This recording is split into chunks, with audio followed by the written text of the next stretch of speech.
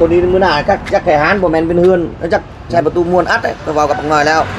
แต่ประตูน้อยอยากได้แบบนี้บ่มันจักได้มื้อหน้ามีตูนม้วนอัดแข่เครื่องแข่หานอยู่นี่ได้นี่นะอยากได้แบบนี้อยากได้แบบนี้เพราะว่า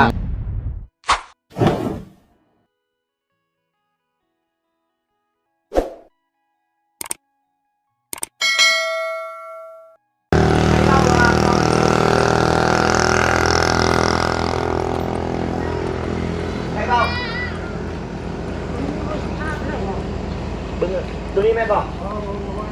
ฮะอะไรก็เอาอาจารย์ลาว ถามมาอาจารย์เล่าบ่เออใช่แล้วอันจากพ่ออาจารย์เล่าสิบ่เดี๋ยวเราเข้าใจเราเบ้าแล้วก็โชว์ตัวนี้โบทึกเราเบ้าชีเลี่ยมโมเมนต์เมื่อหน้าชายประตูม้วนบ่ได้ก็คือมอบเจ้านี้เราติดเลี่ยมเราชายประตูม้วนได้เลยได้บ่เราบอกเข้าใจเราชายชีเลี่ยมนี่เลยทีแรกเราว่าอย่างไงชีเลี่ยมบ่ชีเลี่ยมเราชายประตูม้วนบ่ได้เลยฮะพ่อเสาโซ่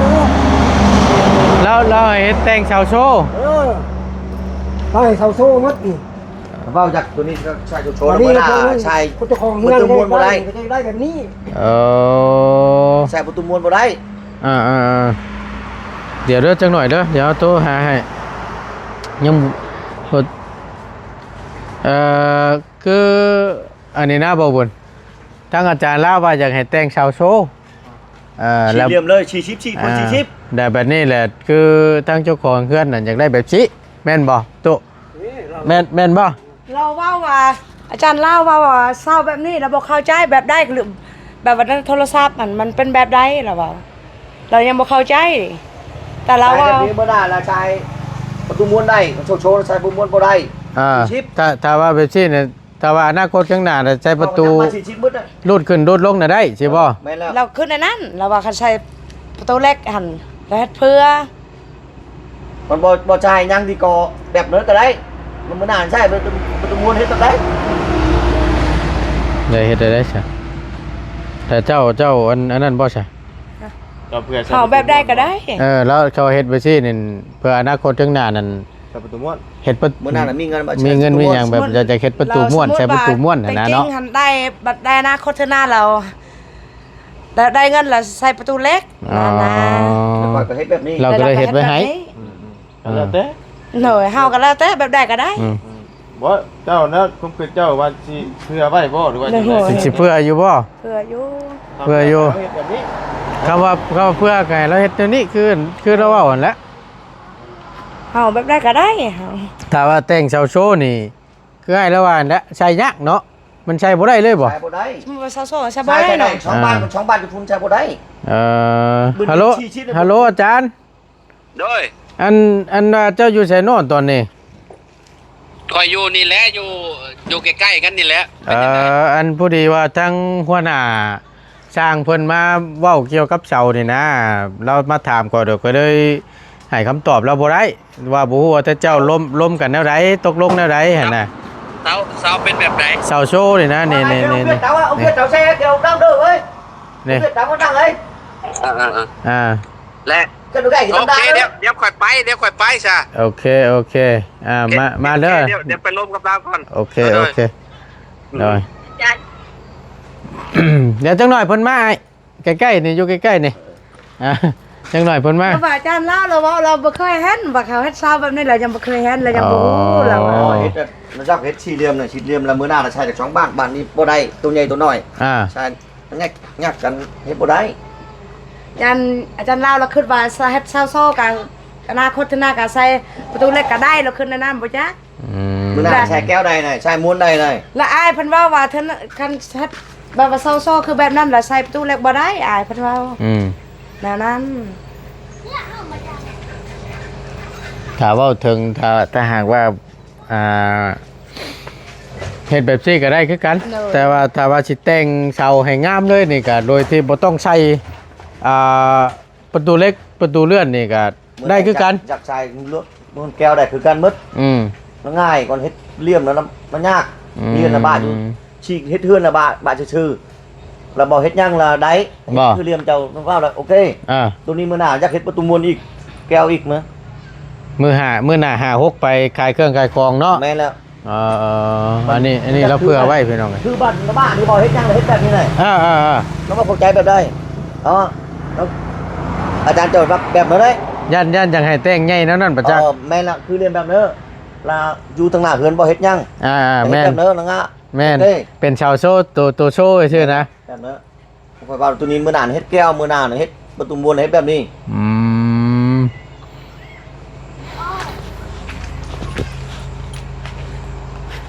คุณเฮ็ดบ้านจะซื้อบอลของรถเข้าว่าเราเฮ็ดคือแบบนั้นน่ะ โดยว่าเพื่ออนาคตว่าซั่นพี่น้องเอ้ยเนาะอันนี้อันที่เฮ็ดแบบซี่นี่เพื่อว่าจะใช้ประตูเล็กเนาะประตูม่วน แก้วก็ได้ม้วนก็ได้ สู้ตาดขึ้นน่ะเนาะ นั่นก็ได้หมด อ๋อ มันเฮ็ดคือแบบเน้อแล้วเนาะ อา จารย์โจทย์ว่าเฮ็ดคือแบบนั้น แต่บ่ได้เนาะ บ่ได้ใช้จุฟุนใช้ยังไง อืม งาม เดี๋ยวถามเบิ่งเดี๋ยวเจ้าว่าได้เสียทางเจ้าฮะ ฟังเบิ่งอาจารย์ลาวฟังนั่น ฟังอาจารย์ลาว เด้อเฮ้ย ก็อบรมกันเบิ่งเด้อ เด้อเฮ้ย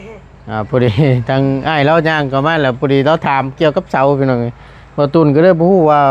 ทางอ้ายเพิ่นกับอาจารย์ลาวล้มกันแบบใดให้เฮ็ดแนวใด ประตูมวนเฮ็ดเลี่ยมได้ อ๋อ ลายเฮ็ดเลี่ยมคือแบบเน้อได้ บ่ เออ เออ ผมมันน่ายังนั่นใช่ประตูมวนแก้วเฮ็ดแบบนี้ให้เจ้า อืมถาม ดิจีก็เชื่อคือกันเห็นบ่ออกก่อนหนึ่งออกก่อนหนึ่ง ถามแม่บัดนี่อันตัวเทิงอันประตูนะ อาจารย์ลาวโทรแล้วว่า ตัวนั้นละ ทาง ใช่ นี้ แก้ว มีแล้ว มีแล้ว มี ตกลงกันแล้ว ตกลงเรียบร้อยเนาะ โอ้ย โอเคใครอยู่หรอกฉันพอดีเราญาติมัน ทางเงินหัวหน้าช่างบดย่ำบดใช้ให้อสันใครอยู่หรอกล้มกันเลย ห่านฮอดพุ่นแล้วทั้งนั้นเนาะเรียบร้อยแล้วบืนเป็นละเทพื้นนะนี่เนาะ บุบแล้ว ฮะ บุบแล้วเคยพูด เอานี่พี่น้องเลยแล้วพลังเราตัวนั้นนะยังเหลือตัวนี้คักปัญญังบาทนี่ยังตึงอยู่อันนี้ลายยังนี่ลายปลา ปลาปานยังเขาบอกกูว่าคุณลาวเฮ็ดคอยบอกกูแบบไรไม่ได้ ปลาครับบ่แม่นบ่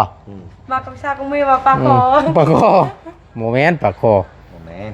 ปลาครับที่เป็นชวนลายมันมักซักลายกันนะ แต่ว่าชาก็มีเราบ่ฮู้จัก นี่พี่น้องแม่นบอกพี่น้องคอมมินบอกว่าตูดนี่คิดว่าได้น่าจะเป็นปลาครับใช่หรอ พวกแมทมีบ่ เเพิ่นเก็บยังไปอันนั้นบ่ใหญ่อุปกรณ์ไปเลย บ่บัดเราเอาลงจักรรถเราบ่ อ๋อ เราไปจากมื้อนี้เราไปเฮ็ดเฮือนแซน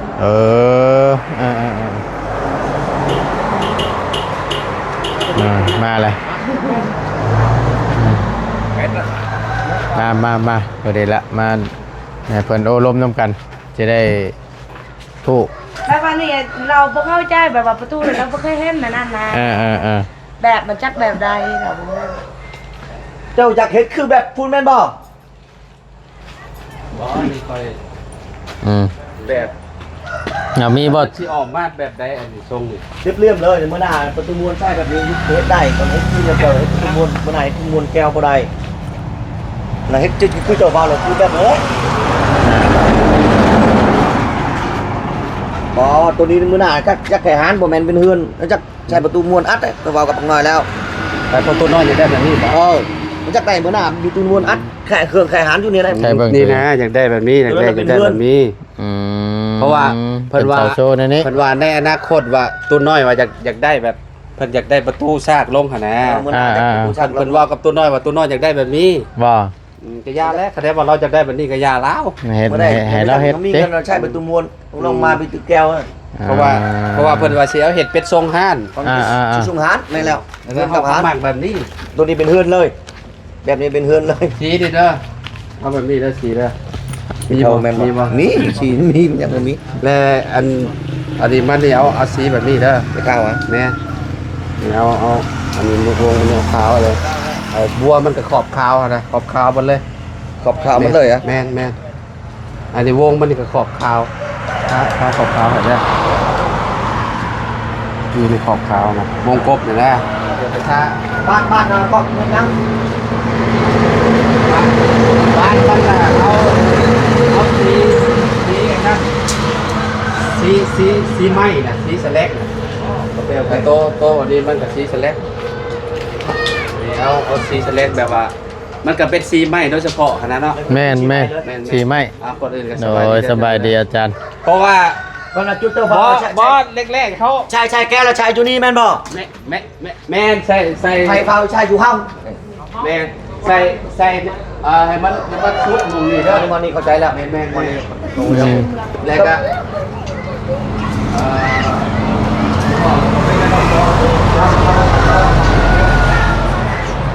นี่จะใส่ให้อยู่มุมนี้แหละเพราะว่ามัน ต้อง เป็น ก่อนค่อยบ่เข้าใจก็หายแล้ว คุณน้อยจะหมดได้ มียังโทรมาบ่โทรเฮ็ดแล้วโทรมาเฮ็ดยังอีก โอ้ บางเทื่อเจ้าที่โทรมาเลย เพราะว่าค่อยย่ำเศร้าค่อยบริมาแต่เศร้าเขาก็เลยบอกเล่าไว้ก่อนว่าเวลา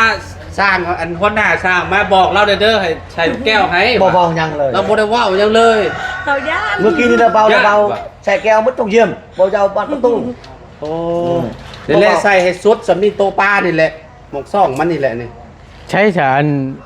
มื้อเช้านี่เพิ่นทันได้ก่อที่เฮาบอกกับเจ้าก็ยังบ่ทันนั่นบ่ มียังโทรก็เขียนอยู่บอลเนาะ บ่ว่า บ่บอกยังเลย เนาะก็โทรถามแหละ อยากได้เพื่ออนาคตของเพิ่นว่าเพิ่นอันนั้นเนาะ มื้อหน้าอยากไปใช้ เพิ่น ตั จะ ว ใส่ แก้วก็ได้ ม้วนเนาะ เอาเมีย อนาคตก็ต้องได้ก่อมุมนี้ปิดไปเลยซะ วายเออ เอาเมีย มุมนั้นเห็นอะไรแก้ครับ น่ะ นี่ ที่มันห่างบ่ตรงกับเลขนี่ มื้อหน้าบ่เห็นเนาะบ่เห็นยังเนาะ แล้วบอกมื้อหน้าบ่เฮ็ดหยังเนาะ อ๋อสิ หน้าบ่เห็น บอสเจ้าสิแก้ให้แบบใดแบบ แก้เล็ดได้ให้เราได้ ตัวใด นี่แหละนี่หมกซ่องนี่มันบ่ถือกับเล็กนี่ไอ้ที่กี้ตัวนี้น่ะ ตัวนี้อ่ะ เคยนั่นแหละ มับ่ตรงกับอันนี้เลยนี่นะอ่ะ บ่มียังมื้อหน้ามันบ่เห็นยังเลยนะ อ๋อ มื้อหน้าบ่ เพิ่น มีบ่แสดงว่าเจ้ามีตัวแก้บ่ เพิ่นมีโครงการอยู่ ก็บ่เห็นเล็ดอ่ะ มื้อหน้า อันนั้นจะลืมเลยเฮาได้เจ้าสิเจ้าเอาอันนั้นติดน่ะ แท็กซี่เก่า โอเค สิทีเก่าอ่ะ เราบอกเราไว้พี่น้องเอ้ยเนาะแบบ แม่น บางทีน่ะบ่ได้คอยได้เจอกับลาวหั่นน่ะแบบเฮาอยากล้มกันตัวจริงเลยมันจะเข้าใจกัน มันต้องในนี้ แม่นต้องมา คุยจังซี่แหละ อย่ามาล้มกันกะเดียวก็ว่าบอกไปแล้วก็บ่อันนั้นบ่เข้าใจกันอีกหั่นนะก็ต้องล้มกันมาเพิ่นแบบนี้แหละประตูอันนี้ได้จะเป็นลายที่ ลายบ่ได้ไม่ยังใส่เป็นลายเป็นลายประตูบ้านช่องบ้านซื่อ ฮะ ใส่เป็นลายนะแพงเลยจ้อย แม่นบ่ มันจักล้านก็พอ อ้าว ว้าว ลาย อะไรจะ ลายหนูยูโมมี่บ่ ฮะ อืม บ้านหนึ่งบ้านซื่อตัวนี้เป็นลายก่อนเป็นบ้านช่องบ้านซื่อเป็นลายเจ้าหูจักเท่าใดบ่ ลายเท่าไหร่แล้วว่าลายเท่าไหร่ ผมบ่ฮู้คนยังบ่ถามคนยังบ่เฮ็ด เดี๋ยวสิใส่ ช่องบ้าน เอาธรรมดาให้ ไม่น่ะก็ช่องบ้าน บานเรียบเลยนี่บ่ บ้านเรียบอะ บ่วันเรียกก็ต้องเอาแบบหน้าเดียวได้อย่าอา ใบเดียวเลย เอาลายเดียวกันได้เอาลายเดียวกันเดิมมาให้เด้อ มือก็มาอยู่หันเจ้ามาอยู่หันเจ้าตัวตายเคยมาตัวนี้น่ะเลือกมาตำลัง บ่ให้คอยเลือกเองได้บ่ ได้เจ้ามาอยู่หัน นะ เจ้าตายไปคอยมาอยู่ลาหันตายไปคอยมา เดี๋ยวคอยสิเดี๋ยวคอยถามราคาเบิ่ง เนาะมีเบอร์คอยเบอร์แอปทุกคนเด้อได้เจ้าตายหกไม้คอย นะผา ราคาก็สิบ่แพงบ่ได้ติเนาะมีลายกันได้เนาะ แม่น 4 ล้านเลย ตบ 4 ล้านช่อง ตัวนี้4ล้านบ่เด้ 4 ล้านช่องเชนแล้วน่ะ ต่อใบนี่บ่ เมื่อกี้นี่ก็เบาละเฮ็ดประตูเล็กแล้วก็เลย5 ล้านแม่นบ่เดียวนี้4 ล้านแล้วก็เบาๆเลยมันยังบาดอีกเลย จะบอกเงินมากไปเด้เนาะ เมื่อกี้หมักเล็กเดี๋ยวนี้คนเมียจะหมักไงฟังเมื่อกี้จะบอกเป็นเล็กนะ มันก็โอเคมันสวยงามเนาะบ่ตัว แม่นไม่แล้วโอเคเฮามัก คือบอกว่า ส่วนตัวก็ยังมักไม่ ครบล้านเมื่อกี้นี้บ้าน4 ล้านช่องเชนแล้ว จังมื้อแล้วนี่ ก็บ่ฮู้4 มื้อแล้ว5 มื้อแล้ว กว่าละ5มื้อก ลัวแล้วหามื้อ ได้ละ6 อ่า 7มื้อ 7มื้อ ทิศหนึงแล้วประจักษ์ฮอดแล้วทิศหนึง สิทันบ่เดือน6นี่ เดือนละเท่าไหร่ล่ะ เอาเดือน6ลาวสิเบิดเลยเด้เนาะ เดือน6เราจะค่ำแล้วมันสิเบ็ดบ่ ทันมีแรงบ่ทันบวกขึ้นเอาไว้ เบิ่นนี่ก็แล้วนี่แม่นพร้อมเทพืช ที่ว่ามัก บอกก่อน มักที่นี่เนาะ อืม งามบ่พี่น้องเอ้ย คักอยู่เฮาส่วนตัว ข้างในเอาขาวให้เด้อข้างในทาสีขาว ไปข้างนอกเอาสีนี่แต่ว่าไอ้พวกขอบพวกยังกระทาตามนี่แหละตามที่เบิ่งนี่แหละ ขอบปองเยี่ยม ข้าวเลยจัง ขอบสีเรียบขาวมาเลย เอาง่ายให้แบบซี่เลยนะ พวกมันหั่นน่ะให้มันเป็นสีขาวนะ ตามรูป โอเคมียังเด้อเบอร์คอยอยู่พุ่นเด้อโทรเข้ามาคอยได้ไปเฝ้ากรรมความบ่เข้าใจกันไปนั่นยาก อันน่ะยังสิถามเรื่องไฟฟ้าก็แต่ว่าเจ้าของเพิ่นอันนั้นพี่น้องเอ้ย บ่อยู่บ่ ไฟฟ้าแบบสิดึงไฟฟ้าจะพูด แต่ระบาเข้าค่ะ กระถามมึง ดึง ก่อน มาเถอะพวก ราคาสิเท่าใดฮะ ดึงมาแล้วมาลงพี่บ่ แม่นดึงมาเฮือนน้องจริงๆเลย ปาดโตยิ้มเป้ยเราจังไง ไปแล้ว ไปแล้ว เพิ่นว่าพอประตูน้อยเฮ็ดประตูแบบนี้ราชาเมียน้อยมาอยู่นำ เออ หยอก เดี๋ยวมาก็มาเลยใจอยู่ จะฉีดราคาเท่าใดแล้ว เช่า ให้คนใน เช่าไกลๆมันบ่อาจารย์ สิโทรไปรับตามไพ่เบิ่งให้เพิ่น ค่ะ ตีราคามาว่ามันสิเท่าใดหั่นน่ะ อืม ผมรู้ว่า พวกไก่เติบได้หน่อยเนาะ ก็กินว่าต้อง โอ้ ขายเลยก่อนนะ นักเติบอยู่เลยอาจารย์เลยแล้วชิด ซาวปลายอยู่จัก มีชวน ซาวหา30 เออเอาสิพร้อมดึงไพ่ก็ให้เลย แม่นสิดึงไฟ ตัวมันก็สบายแล้วสั่นก็บ่นั่นน่ะ เ หัก เพ แล้ว ราะว่าสมมุติว่าเฮือนหลังนี้เข้าไฟเนาะ เลย ก็สิได้นี่แหละ ทั่วถึงหมดเลย อันเฮาอันน่ะเด้กบมุงกบไม้เด้แต่บางทีก็เจ้าก็ยืมกันก็ได้พี่น้องกันน่ะนะ แม่น ออ เห็นนี่น้ำอยู่อาจารย์ มันอยากดึงไฟก็สิได้ต่อจากหลังนี้ไปพุ่น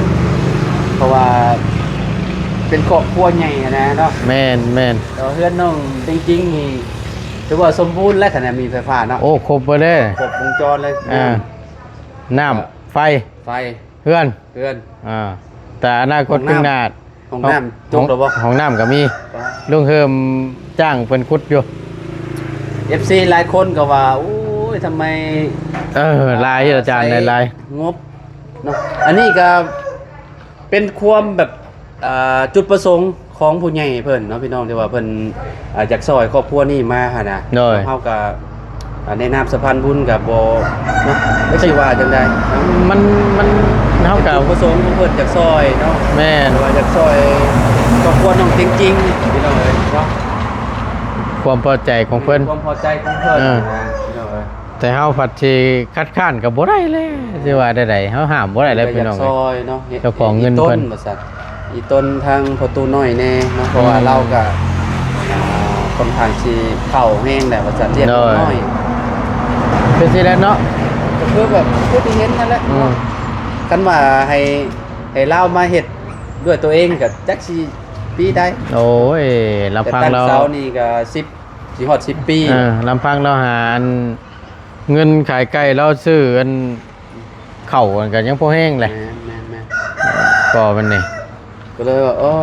เนาะก็ถือว่าเป็นบุญเป็นกุศลของ เป็นบุญของเราหั่นแหละ บุญของเราเลย เออ เนาะนี่แบบทางน้อยๆเนาะที่ว่าเพิ่นเห็นมุกเห็นใจเนาะ โดย แต่อีต้นทั้งครอบครัวน้องเพิ่นนี่แหละพี่น้องเอ้ยต้องอันนี้ก็คือแบบทางจุดประสงค์ประตูน้อยอยากได้แบบนี้เนาะ แม่น ว่าอยากในอนาคตว่าคันว่ามีเงินมีหยังสิเอาประตูม่วนลงนี้พี่น้องเอ้ย แม่นเห็นนั่นแหละ จังหวะพอดีอาจารย์เราขี่รถมาแล้วข่อยก็เลยว่าสิเมื่อนั่นแหละ บ่ได้กับมาถ่ายคือกันแต่ว่า เออ ข่อยอยากพูดว่ามันสิออกมาเป็นรูปทรงแบบใดอะไรเงี้ย อืม เพราะว่ารูปทรงที่ข่อยอยากได้มันจะเป็นแบบนั้น ตอนลมกันตอนนั้นว่าแต่งเสาให้แต่งบัวให้แล้วว่าสิใส่ประตูม่วนในอนาคตนะแบบมันจะง่ายว่าซั่นสิแต่งให้แบบนั้นแต่ข่อยนะนึกภาพบ่ออกว่าเป็นแบบใด เฮ็ด มันพอมาเบิ่งตัวจริงเอามาเป็นแบบนี้เนาะ เสร็จแล้วเราเลยถามก่อนเลยว่าโอ้ก็เลยโทรหาเจ้าอะนะมาโอ้ล้มกันเบิ่งว่ะตกลงกันได้ไรหั่นน่ะก็เลย มันแบบนี้ไปแล้วเจ้าสาบมันก็สิ แม่น เข้าใจแล้ว ฉาบมันก็สิเป็นล็อกเป็นเหลี่ยมของเพิ่นนั่นแหละ ของไทยของลาวเนาะ แม่นเวลานั้นติดตั้งก็แม่นนี่แหละแต่ว่าประตูม่วนน่ะอนาคตหามีมาหาได้ตัวนี้ก็ติดตั้งนี้ ใส่ฝั่งนี้ แม่น ฝั่งนั้น อ่า สมมุติว่าบ่อยากใส่ก็ก่อปิดไปเลย แม่น แต่ก็ใส่ ประตูอีกดิ แม่นได้เบิดได้ ได้เบิดสองอย่าง ได้หลายรูปแบบ เพราะว่า บ่ยาก ห้องหนึ่งนี่ก็ประมาณ6ล้านเนาะ แม่น ต่อม้วนหนึ่ง 6 ล้าน อันนี้ก็6 12ขอโทษ สาว4ล้าน นักอยู่ถ้าสมมุติว่าใส่เบิดทุกล้านนี่ฟังละ6ฟังละ6 ยาและพี่น้อง หก ได้ หก ซัมนี่ก็ถือว่าเป็นบุญ โอ้ยสาธุแหละ ซัมจิยูและซัมนี่ก็ได้ แม่น อยู่เส้นลูกเส้นล้านหมดแหละ โอ้ จนน้องดาวอนมีเมียมีลูกก็ยังอยู่คือเก่าเลยเพื่อนซัมนี่นะบ่ได้ไปทางใดแหละ แม่น เนาะ บ่ มันเป็นแบบดินจีเลยมาตรฐานอยู่แล้ว โอ้ย ดินจีคือแบบโอ้มันจะดีกว่าดินบล็อกหลายเท่าเยอะพี่น้อง แม่นความแข็งแรง ความแข็งแรงความแข็งแกร่งของมันนี่คือแบบ แม่นดินจี้นี้ถือว่ามาตรฐานแหละพี่น้องเน้นตึง เอารถมาซดมันจะนี่ โอ้ รถยุบไปแล้วสุด ๆ หลายเติบเลยเนาะไปจ้าอาจารย์เด้อ โอเค จบเก็บปิดคลิปก่อนลำลาละบาดนี่ ไปหาน้องป๊อกคือกัน วันสิเข้าไปพูดแล้ว ก็เลยเห็นเจ้าโทรมาก็เลยว่าเอ้ามาเบิ่งน้ำกันเลย โดย อ่านี่แหละ พอดีเรา พอดีสร้างเรา จัง มาพอดี จังหวะพอดีอะนะเราก็เลยว่าเอาแบบใดนะก็เริ่มให้คำตอบเราบ่ถึกบ่ฮู้ว่าเจ้าร่วมกันกับเราแบบใดนะก็เลยว่าเอ้าโทรหาก่อน ตอน ว่า ลมตอนแรกยังบ่ได้เห็นเด้ อืม ยังบ่ได้เห็นตัวจริงอ่ะนะ อืม ก็เลยว่ามาเห็นตัวจริงแล้วก็แรกๆผมก็งงคือกันว่าเออ ใส่ไปเลยดิ ได้แล้ว เออ เพราะว่าใส่แบบนี้เนาะ อืมอืมอืมเวลาสักกับชั่วเดี๋ยวนะนี่พอถึงนะ เอาแล้ว เออตึงอยู่ ตึงอยู่เนาะนี่เงินลังนี้เนาะ เลย นี่1,300,000 กว่าพี่น้อง แมนประมาณนั้น 300,000 กว่าพี่น้องคือลังตีนขึ้นอยู่เลย แมน ก็คือผ่านพ้นอยู่เนาะ โอเคโอเค เมื่อวานนี่ฝนตก โบเห็นได้ ตอนเช้าเนาะโมเมนต์เมื่อวาน แมน นี่น้องจริงๆก็ย่านไปรี่อยู่เพื่อนก็ตอบหน่อยบอกให้มาตรวจงานมึงดูว่า มาเช็ค คามัน ปากกาเอามาใส่เฮือน มาเช็คเบึ้งแหละสิเป็นหยัง เขามาก็บอกเขาเลยเอาเสียเงินลายอยู่แล้วเนาะ แมน เอ้า เอ้า เขายานล่มน่ะ คอยบอกอยู่พวกตอนเมื่อเช้านี่เพิ่นเทคานเนาะเพราะว่าเพิ่นหากระเทนี่ยังทันได้แห้งล็อกว่ะ ดีนะอันเจ้ามาบอกเจ้าได้บอก เขาเหมือนบอก เขาจังบ่ได้เอ็นก่อขึ้น เนาะ อืม ว่าแม่นบ่ได้วางลูกแก้วอ่ะคะแนนว่าเขาก่อขึ้นน่ะบ่บอกเขานะ คอยบอกอยู่ว่าเขาว่าเพิ่นแกะแล้วก็เขาว่าอาจารย์ลาวคุยกับเจ้าได้ใดกัน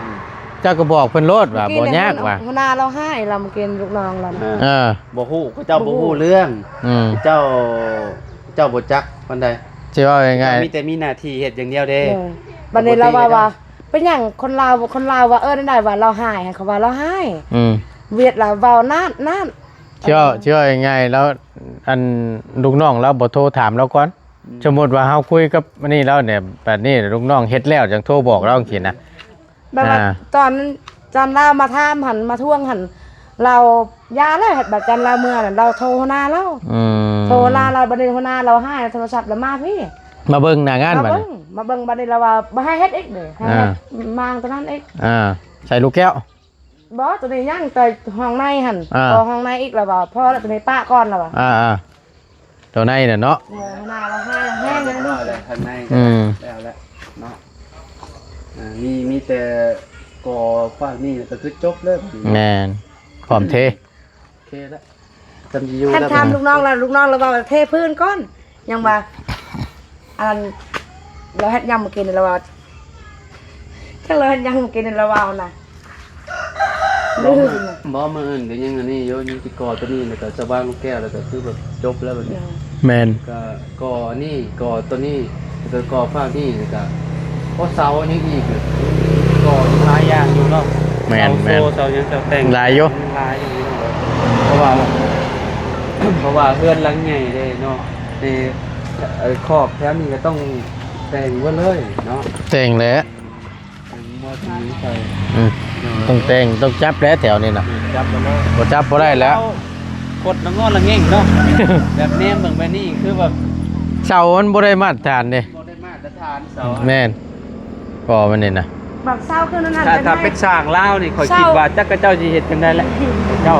แก้ยากอยู่ เจ้าคือสิแก้ง่าย ปวดหัวน้ำอยู่ ต้องให้เราเทขึ้นนิดหน่อย เจ้าปวดหัวน้ำแน่นอนเลย แม่นจังไรมันก็ต้องได้โบกให้มันตรงพอดีแล้วตัวน่ะวะ แม่น ให้เฮ็ดเสาเป็นเหลี่ยมเสา